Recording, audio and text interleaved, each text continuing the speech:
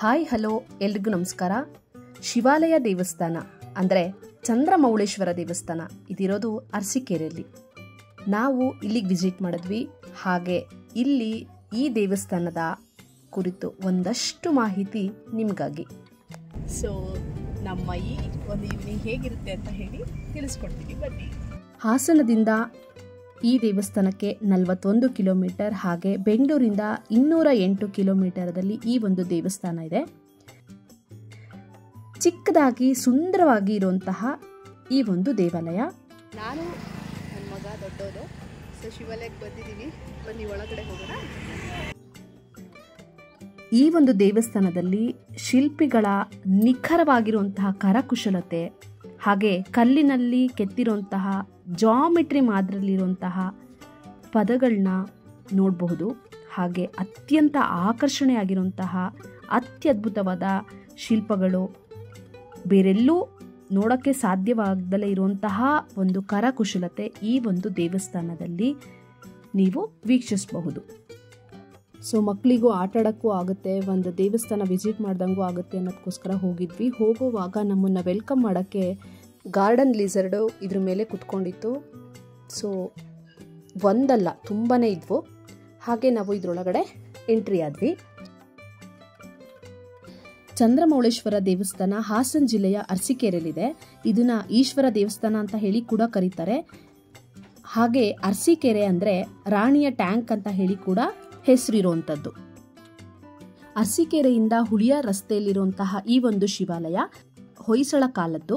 1098ರಿಂದ 1100 ಅವರ ಆಳ್ವಿಕೆ ಕಾಲ. ಸೊ ಹೊಯ್ಸಳರ ವಿಷ್ಣುವರ್ಧನನ ತಂದೆ ಎರೆಯಂಗಳನ ಆಳ್ವಿಕೆ ಕಾಲದಲ್ಲಿ ಈ ಒಂದು ಸಾಮ್ರಾಜ್ಯ ಅವರ ವ್ಯಾಪ್ತಿಲಿತ್ತು. ಅಂದರೆ ಹಾರ್ನಹಳ್ಳಿಯಿಂದ ಬಾಣಾವರದ ತನಕ ಅವರ ಒಂದು ಆಳ್ವಿಕೆ ಇತ್ತು. ಇಮ್ಮಡಿ ಬಲ್ಲಾಳ ಇವ್ರದ್ದು 1123ರಿಂದ 1220 ಈ ಕಾಲದಲ್ಲಿ ಅರಸೀಕೆರೆ ತುಂಬ ಅಭ್ಯುದಯ ಹೊಂದಿರುವಂತಹ ಒಂದು ಜಿಲ್ಲೆ. ಇದು ಅವ್ರ ಆಳ್ವಿಕೆಯಲ್ಲಿ ಇದ್ದಂಥದ್ದು. ಈಗ ಹೇಳಿದ ಹಾಗೆ ಎರಿಯಂಗಳನ ನಂತರ ಅರಸನಾಗಿದ್ದಂತಹ ಇಮ್ಮಡಿ ಬಲ್ಲಾಳನ ಒಂದು ಆಳ್ವಿಕೆಯಲ್ಲಿ ಅವರ ದಂಡನಾಯಕನಾಗಿದ್ದಂತಹ ರಾಚಿಮಯ್ಯ ಎಂಬುವನು ಈ ಒಂದು ಶಿವಾಲಯನ ಕಟ್ಟಿಸಿದ್ದು. ಹಾಗೆ ಹೊಯ್ಸಳ ಸಾಮ್ರಾಜ್ಯದ ಹೆಸರಾಂತ ಕಲಾಕೃತಿಗಳನ್ನು ಒಳಗೊಂಡಿರುವಂತಹ ದೇವಾಲಯ ಅದು ಶಿವಾಲಯ. ಈ ದೇವಾಲಯದ ಹೊರಗಿನ ಗೋಡೆ ದೇವತೆಗಳ ಚಿತ್ರಣಗಳಾಗಿರಬಹುದು, ಪುರಾಣಗಳಾಗಿರ್ಬೋದು, ಹಾಗೆ ಮಹಾಕಾವ್ಯಗಳ ಕಥೆಗಳಿಂದ ಅಲಂಕರಿಸಿದೆ. ಇದು ನಕ್ಷತ್ರ ಆಕಾರದಲ್ಲಿರುವಂಥದ್ದು. ಹಾಗೆ ತಳಮಟ್ಟದಲ್ಲಿ 3 ಅಡಿ ಎತ್ತರದವರೆಗೂ ಆನೆ, ಕುದುರೆ, ಯಕ್ಷ, ಹಂಸ, ಗೋಪುರ, ಕಳಸ ಎಲ್ಲ ಕೂಡ ಇದ್ದಾವೆ. ಹಾಗೆ ಸೂಕ್ಷ್ಮವಾಗಿ ಕಸೂರಿ ಕೆತ್ತನೆಗಳು ನಮ್ಮ ಕಣ್ಮನವನ್ನು ಸೆಳೆಯುತ್ತೆ. ಹಾಗೆ 1690ರಲ್ಲಿ ಇದು ಮೈಸೂರ ಅರಸರಿಗೆ ಸೇರ್ತು.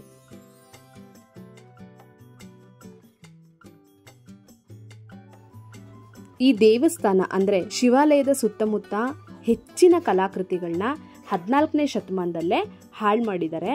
ನೀವು ನೋಡ್ತಾ ಇರ್ಬೋದು, ಪ್ರತಿಯೊಂದು ಕಲಾಕೃತಿಗಳು ಎಷ್ಟೊಂದು ಡ್ಯಾಮೇಜ್ ಆಗಿದೆ ಅಂತ ಹೇಳಿ ನೀವು ನೋಡಬಹುದು.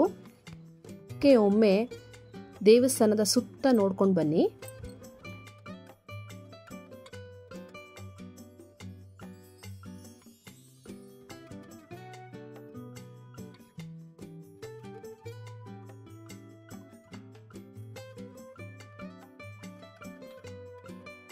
ಸೊ ನಾವು ಸಂಜೆ ಹೋಗಿರೋದ್ರಿಂದ ದೇವಸ್ಥಾನದ ವೀಕ್ಷಣೆ ಕೂಡ ಆಯಿತು. ಹಾಗೆ ಮಕ್ಕಳು ಜೊತೆಗೆ ಸ್ವಲ್ಪ ಸಮಯ ಕೂಡ ಕಳೆದ್ವಿ. ತುಂಬಾನೇ ಖುಷಿ ಆಯಿತು.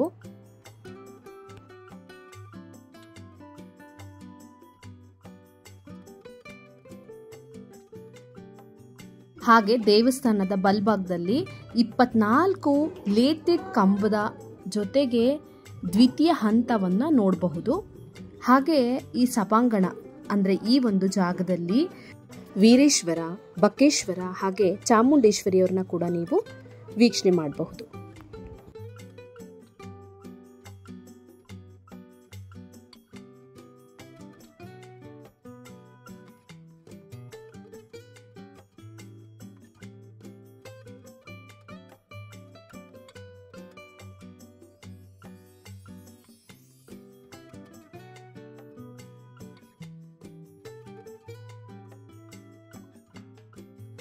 ಹಾಗೆ ಗರ್ಭಗುಡಿಯಲ್ಲಿ ಶಿವಲಿಂಗನ ಸ್ಥಾಪನೆ ಆಗಿದೆ. ಇಲ್ಲಿ 46 ಕಂಬ ಕೂಡ ವಿಭಿನ್ನ ರೀತಿಯಲ್ಲಿ ಕೆತ್ತನೆ ಮಾಡಿದ್ದಾರೆ. ಹಾಗೆ ನೋಡ್ಕೊಬನ್ನಿ ಗರ್ಭಗುಡಿಯಲ್ಲಿರುವಂತಹ ಆಕರ್ಷಕವಾದಂತಹ ಶಿವಲಿಂಗನ. ಹಾಗೆ ನಿಮ್ಮ ಮನಸ್ಸಲ್ಲಿ ಏನಾದರೂ ಅಂದ್ಕೊಂಡ್ರೆ ದೇವ್ರ ಹತ್ರ ಹಾಗೆ ಪ್ರಾರ್ಥನೆ ಮಾಡಿಕೊಡ್ಲಿ, ನಿಮ್ಮ ಇಷ್ಟಾರ್ಥ ಕೂಡ ಬೇಗ ನೆರವೇರಲಿ ಅಂತ ಹೇಳಿ. ಹಾಗೆ ಈ ಚಂದ್ರಮೌಳೇಶ್ವರನ ದೇವಸ್ಥಾನದ ಮೇಲ್ಭಾಗದಲ್ಲಿ ನವಗ್ರಹದ ಕೆತ್ತನೆಯನ್ನು ನೀವು ನೋಡಬಹುದು. ಸೊ ಹಾಗೆ ಇಲ್ಲಿ ಗಂಟೆಗಳನ್ನ ನೋಡಿರಬಹುದು. ಏನಾದರೂ ಹರಕೆ ಹೊತ್ತಿದ್ರೆ ಗಂಟೆಗಳನ್ನ ಕೂಡ ಕೊಡ್ತಾರೆ. ಇಲ್ಲಿ ಗಣಪತಿ ವಿಗ್ರಹ ಎಲ್ಲ ಡ್ಯಾಮೇಜ್ ಆಗೋಗಿದೆ.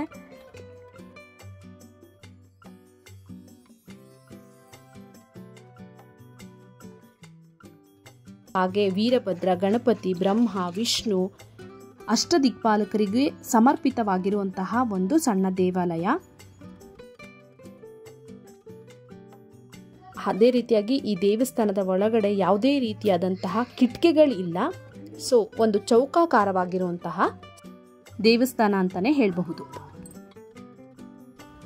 ನವರಂಗ, ಸುಖನಾಸಿ, ಅಂತರಾಳ, ನಾಕನಾಸಿ, ಗರ್ಭಗುಡಿ, ನಾಟ್ಯರಂಗ, ಪ್ರಾರಂಭ ದ್ವಾರ, ಅಂತರಾಳ ದರ್ಶನ, ಮಂಟಪ, ನಂದಿ ಪ್ರತಿಷ್ಠಾಪನೆ ಎಲ್ಲದನ್ನು ಕೂಡ ಈ ಒಂದು ಶಿವಾಲಯದಲ್ಲಿ ಮಾಡಿರುವಂಥದ್ದು. ಹಾಗೆ ಇಲ್ಲಿ ಅನೇಕ ಶಿಲ್ಪಗಳು ಹಾನಿಯಾಗಿದೆ ಅಂತ ಹೇಳಿದೆ. ಅವುಗಳಲ್ಲಿ ಕೆಲವೊಂದಂತೂ ಗುರ್ತೇ ಸಿಗಲ್ಲ, ಅಷ್ಟೊಂದು ಹಾನಿಯಾಗಿದೆ. ಶತ್ರುಗಳ ಆಕ್ರಮಣ ಕಾಲದಲ್ಲಿ ಇವೆಲ್ಲ ಅಂದರೆ ಕೈಕಾಲನ್ನ ಕಳ್ಕೊಂಡಿರುವಂಥದ್ದು.